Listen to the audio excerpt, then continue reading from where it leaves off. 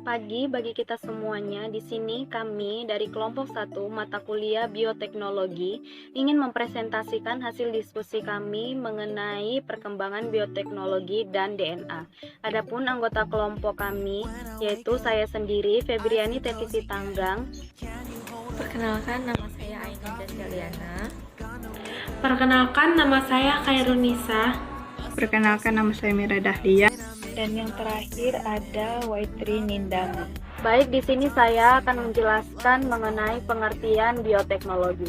Pada awalnya, bioteknologi diartikan sebagai teknologi yang menggunakan sel hidup, yakni mikroorganisme. Untuk menghasilkan suatu produk, bioteknologi tradisional dan modern dibedakan berdasarkan teknologi yang digunakannya. Perkembangan bioteknologi dimulai dari penerapan bioteknologi tradisional berupa fermentasi mikroba dengan teknik fermentasi non-steril untuk produksi berbagai jenis makanan. Sedangkan bioteknologi modern merupakan teknologi yang menggunakan agen hayati atau komponen-komponen yang telah mengalami rekayasa genetik melalui teknologi DNA rekombinan untuk menghasilkan barang atau jasa untuk memenuhi kebutuhan manusia dan lingkungannya. Lalu menurut Nur Cahyo H. 2011, berdasarkan terminologinya, maka bioteknologi dapat diartikan sebagai berikut. Yang pertama itu ada bio, memiliki pengertian agen hayati, di mana meliputi organisme seperti bakteri, jamur, kapang, jaringan atau sel, dan komponen-komponen lainnya.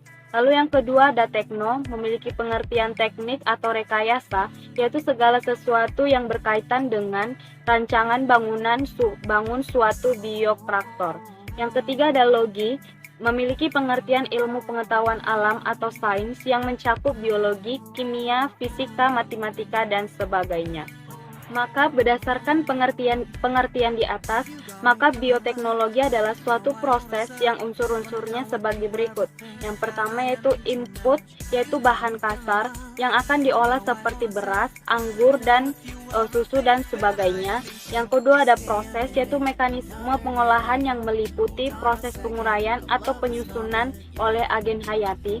Dan yang ketiga ada output, yaitu produk baik berupa barang dan jasa seperti alkohol, enzim, antibiotik, hormon, dan pengolahan limbah.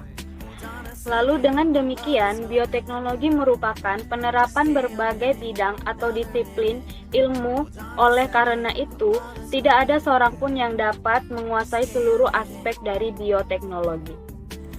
Lanjut pembahasan yang kedua, yaitu perkembangan bioteknologi.